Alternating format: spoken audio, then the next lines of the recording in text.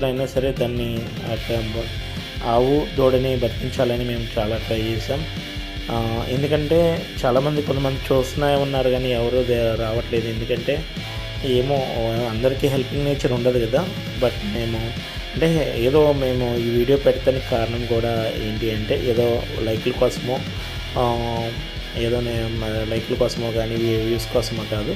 But చాలామంది దయచేసి సిటీలో ఉన్న ఆవుల్ని కొద్దిగా కేర్ తీసుకోండి. దయచేసి ఇలాంటి సంఘటన మరొకరు జరగకూడదని నేను భావించి ఈ వీడియో పెడుతున్నాను. ఎట్టకేళ్ళకి మేము సక్సెస్ అయ్యామన్నమాట. ఆ ఆవుని ఎలా అయినా చెట్టు దగ్గరికి తీసుకొచ్చాము.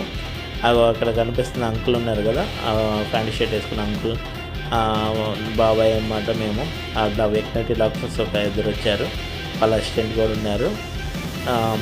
ట్రై చేస్తున్న ఆపరేషన్ చేస్తున్నాను అనమాట. దానికోసం కొద్దిగా ఆయిల్ తీసుకురామన్నారు, తీసుకొచ్చాము. దాన్ని ప్రెగ్నెన్సీ నుంచి అది రివర్స్ అయింది అనమాట. యాక్చువల్లీ అంటే ఒక కాల్ వస్తాం వలన అది దాన్ని నైట్ నుంచి నిప్పులు పడుతుంది ఏంటంటే ఫ్రీగా వచ్చేసేది. బట్ అది దాన్ని అడ్డం తిరిగిందంట. దానివల్ల అది రాలేకపోయిందని చెప్పి వెటర్నరీ డాక్టర్ చెప్పారు. ట్రై చేసి ఎలా అయినా బయటికి తీయాలి అని చెప్పి మేడం కూడా చాలా కష్టపడింది మేడం. ఇంకా దాన్ని ఏంటంటే అది ఆవేశపడుతుందన్నమాట. ఆవేశపడుతుంటే నాలుక బయటికి తీసి కొద్దిగా ఆవేశపడకుండా చేయమన్నారు. అది ఆ బాబాయ్ చేస్తున్నారు. నేను పట్టుకొని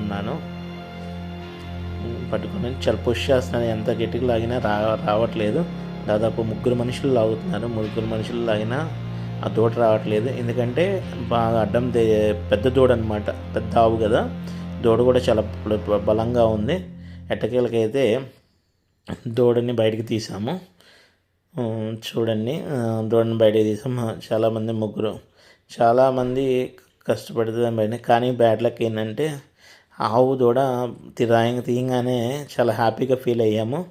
హ్యాపీగా ఫీల్ అయ్యాము. కానీ దురదృష్టశాతం ఏంటంటే దూడ బతకలేదనమాట. ఎందుకంటే నైట్ నుంచి నొప్పులతో బాధపడుతుంది కాబట్టి ఆ దూడ చనిపోయింది. చాలా ట్రై చేస్తున్నాం. మేడం కూడా పైకి లేపమన్నారు, లేపాము. మళ్ళీ ఏమైనా ప్రాణం వస్తుందేమోనని లక్కీగా. కానీ దురదృష్టశాతం బతకలేదు. కానీ చాలా బాధ అనిపించింది. కానీ ఏం చేయలేము కదా. కానీ ఆవు హ్యాపీ కదా.